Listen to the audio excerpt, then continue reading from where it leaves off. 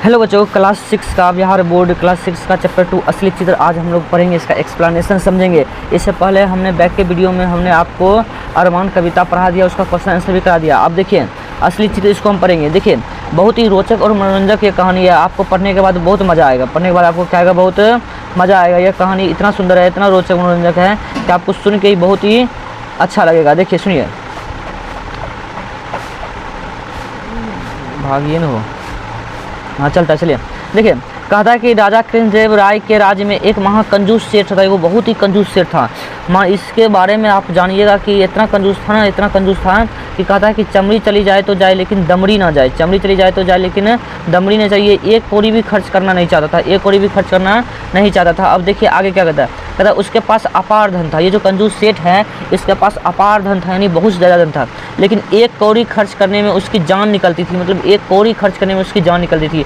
एक बार उसके मित्रों ने उसे एक कलाकार से अपना चित्र बनवाने को राजी कर दिया। यानी ये जो कंजूस सेठ था राजा कृष्णदेव राय के दरबार में बहुत कंजूस था, एक कौड़ी खर्च करना नहीं चाहता था। इसका जो दोस्त मित्र होता है ना, वो कहा कि एक चित्रकार है, वो आपको बहुत ही अच्छा चित्र बना देगा। मानने को वो मान तो गया, पर चित्रकार चित्र बनाकर जब उसके पास ले आया तब उसने मूल्य 100 स्वर्ण मुद्राएं देने का उसकी हिम्मत ही नहीं हो रही थी। मतलब चित्र बना के लाया तो चित्रकार को 100 स्वर्ण मुद्राएं देनी थी। कितने मुद्राएं देते? 100 स्वर्ण मुद्राएं। स्वर्ण मुद्राएं का मतलब हुआ सोना का सिक्का। स्वर्ण मुद्राएं मतलब क्या हुआ? सोना का सिक्का। स्वर्ण मुद्राएं मतलब क्या होगा? सोना का सिक्का। अब देखिए आगे समझते हैं, आगे क्या कहता है। अब देखिए, तब उसका मूल्य 100 स्वर्ण मुद्राएं देने की उसकी हिम्मत ही नहीं हो रही थी। वह कंजूस सेठ भी एक तरह का कलाकार ही था। कंजूस सेठ भी एक तरह का क्या था? कलाकार ही था। वह अपने चेहरे को आकृति बदलने में माहिर था। किसमें माहिर था? चेहरे की आकृति को बदलने में माहिर था। वह चित्रकार को आया देख तुरंत कमरे में गया और कुछ ही देर में क्या क्या अपना चेहरा बदल कर वहाँ आ गया। अब देखिए इसकी चालाकी समझिए। चित्रकार पहले अवस्था में जो इसका चित्र देख के आया था, इसने घर गया, तुरंत गया और तुरंत चित्र अपना चेहरा बदल के चला आया। जब चेहरा बदल दिया तो चेहरा मिल भी नहीं करेगा। अब देखिए चित्रकार के सामने आकर सेठ ने कहा, तुम्हारा चित्र तो मेरे चेहरे से मिलता ही नहीं है, फिर यह मेरे किस काम का है? अब देखिए इस कंजूस सेठ की चालाकी। वो कहता कि तुम्हारा चित्र तो मुझसे मिलता ही नहीं है, तो ये फिर किस काम की है? तुम मिलाकर देख लो। चित्रकार मेरे चेहरे को ठीक से देख लो। जब भी ठीक मेरे चेहरे से मिलता हुआ चित्र बना कर लाओगे तभी उसकी कीमत अदा करूँगा। यानी यह कहना चाहता कि जब तुम चित्र बना के लेकर आओगे और मुझसे मिल जाएगा तुम्हारा चित्र, तब जाके मैं तुम्हारा क्या करूँगा? 100 स्वर्ण मुद्राएं देने का वादा किया था वो मैं आपको दे दूंगा। चित्रकार निराश हो चला। चित्रकार क्या हुआ? निराश हो गया। दूसरे दिन चित्रकार नया चित्र बनाकर आया। देखिए चित्रकार बहुत मेहनती है। वो फिर दूसरे दिन क्या किया? नया चित्र बनाकर आया। उसके पिछले दिन के चेहरे से एकदम मिलता था। अब देखिए उस दिन जो देख के गया था बिल्कुल सेम टू सेम वैसी चित्र बना के आया। लेकिन कमाल, सेठ ने इस बार भी अपना चेहरा क्या क्या बदल लिया। अब देखिए फिर कंजूस सेठ की क्या अपना चेहरा बदल लिया। चित्रकार ने मिलाकर देखा तो उसे भौचक रह गया। चेहरा चित्र से ना मिलता था, सोना मिला। चित्रकार मारे श्रम के पानी पानी हो गया। चित्रकार क्यों हो गया? मारे श्रम के पानी पानी हो गया। उसकी समझ में यह बात नहीं आ रही थी कि आखिर उसमें ऐसी गलती हो कैसे जाती है। उसने फिर से चित्र बनाने का फैसला किया। देखिए 2 बार चित्रकार कंजूस सेठ का चित्र बना के आया, लेकिन दोनों बार वो चेहरा बदल लिया।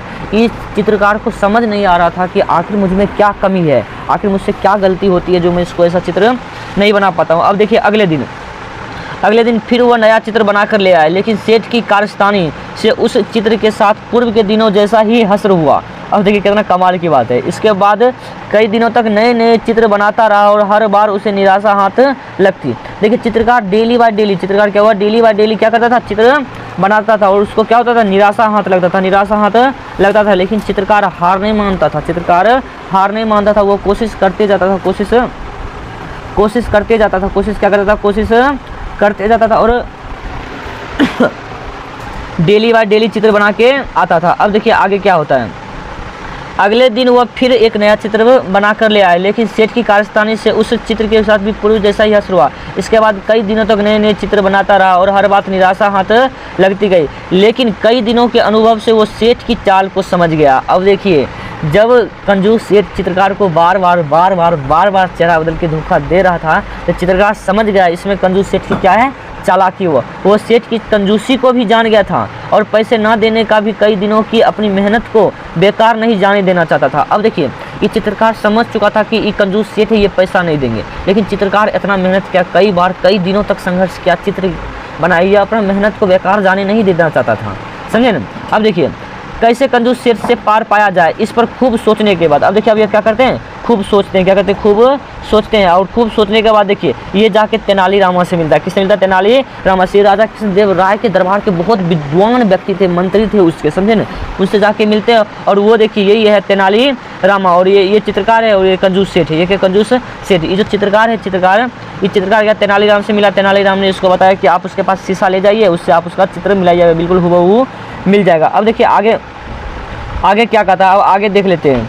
सुनिए, कहता बाद उसने तेनालीराम से मिलने का फैसला किया। फैसला किससे किया? तेनालीराम से मिलने का फैसला किया। उनके पास चित्रकार ने अपनी समस्या रखी और कोई समाधान निकालने की प्रार्थना की। आज चित्रकार तेनालीराम ने से गया और सारी कहानी बताई कि कंजूस सेठ को मैं चित्र बना रहा हूँ, लेकिन ये बार बार हमको चेहरा बदल के धोखा दे रहा है। ऐसी स्थिति में आप ही कुछ सुझाव दीजिए, कुछ उपाय बताइए ताकि हमें इससे छुटकारा मिला।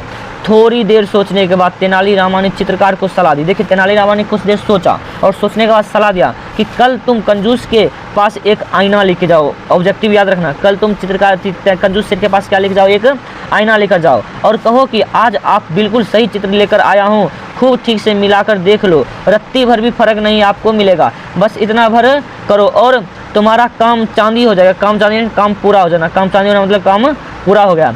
कल होकर चित्रकार तेनालीराम के कहे अनुसार आईना लेकर कंजूस सेठ के पास पहुंचा। सेठ के सामने आईना रखकर उसने कहा, सेठ जी आप आज बिल्कुल सही चित्र बनाकर लाया हूं, देख लो, इसमें किसी प्रकार की त्रुटि की गुंजाइश अब नहीं है। इस पर सेठ बहुत झुंझलाया और बौखलाकर बोला, अरे यह चित्र कहाँ है, यह तो आईना है। अब देखिए जब आईना लेके चित्रकार गया उसके पास, कंजूस सेठ ने चेहरा देखा तो इसका चेहरा एकदम गुस्से से लाल हो गया, आग बबूला हो गया। अरे पगलावा, अरे देखो ये तो आईना है, आपको चित्र बनाने के लिए कहे थे, आप तो आईना लेके चलाए हैं।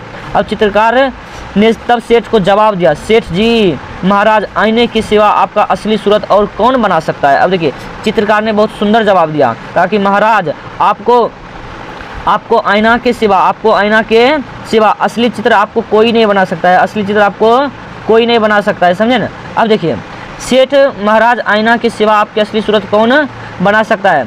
बस जल्दी से मेरे चित्रों की कीमत 1000 स्वर्ण मुद्राएं दे दीजिए। देखिए 100 स्वर्ण मुद्राएं देने की बात थी। अब इतना बार संघर्ष किया, मेहनत किया, कई बार मेहनत किया था। अभी 100 से कितना हो गया? 100 से ये बढ़ के 1000 हो गया, 1 शून्य बढ़ गया, 1 शून्य बढ़ गया तो कितना हो गया? 1000 हो गया। आप यहाँ गुना मत समझिएगा, जोड़ हो गया, मतलब कि 1000 हो गया, 1000 स्वर्ण मुद्राएं। अब सेठ समझ गया कि यह बुद्धि और सूझबूझ किसकी है? तेनालीरामा की। किसकी है? तेनालीरामा की। ये बुद्धि और सोच समझ किसकी है? तेनालीरामा की हो सकती है। उसने बिना देर किए 1000 स्वर्ण मुद्राएं चित्रकार के हवाले कर दिया। अब बताइए, हार गया कंजूस से 100 स्वर्ण मुद्रा, 100 सोने का सिक्का चित्रकार को देना पड़ा। अगले दिन तेनालीरामा ने इस घटना की खबर राजा कृष्णदेव राय को दी। किसको दी? राजा कृष्णदेव राय को दी। वो हंसते हंसते लोटपोट हो गया, नहीं राजा कृष्णदेव राय को बहुत हंसी आई और उसको लोटपोट हो गया। अब इसका देखिए, हम इसका क्या देख लेते हैं, अब इसका हम देख लेते हैं शब्दार्थ। क्या देख लेते हैं? इसका शब्दार्थ। उसके बाद प्रश्न उत्तर जो है अगले क्वेश्चन में देख लेंगे। देखिए अपार मतलब होता है बहुत अधिक, अपार मतलब क्या होता है? बहुत अधिक। राजी मतलब मानना, स्वर्ण मतलब सोना, धातु का बना हुआ सोना का सिक्का। अदा करना मतलब चुकाना, कार्यस्थानी मतलब करतूत या कर्म, अस्त्र मतलब परिणाम। अब इसका प्रश्न उत्तर नेक्स्ट वीडियो में देख लेंगे। कौन सा वीडियो में देख लेंगे? नेक्स्ट वीडियो में देख लेंगे। अगर आप चाहते हैं कि हमारे से PDF लेना, पढ़ना चाहते हैं, आप हमारे नंबर 95 76 39 14 और 15, 95 76 39 14 और 15 इस नंबर पर मैसेज करिएगा। मैसेज करने के बाद आपको क्या होगा? PDF इसका सेंड कर दिया जाएगा।